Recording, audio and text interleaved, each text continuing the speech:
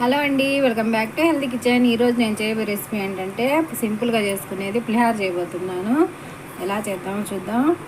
ముందుగా స్టవ్ వెలిగించి బాండి పెట్టుకొని ఇందులో కొంచెం ఆయిల్ వేసుకోవాలి.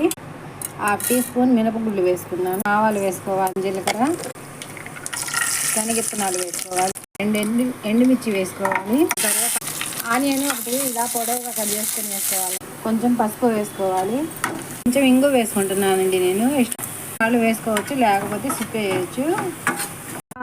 ముందుగానే అన్నం వండి పెట్టి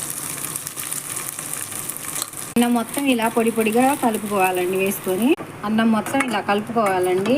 ఇలా కలుపుకున్న తర్వాత ఇప్పుడు ఇందులో నిమ్మరసం పిండుకుందాం. నిమ్మకాయ పిండేటప్పుడు స్టవ్ ఆఫ్ చేసి నిమ్మకాయ పిండుకోవాలండి, లేకపోతే చేదుగా వచ్చేస్తుంది. నేను ఒక చెత్త నిమ్మకాయ తీసుకొని పిండుకుంటున్నాను. నచ్చితే లైక్ చేయండి, షేర్ చేయండి, సబ్స్క్రైబ్ చేయండి.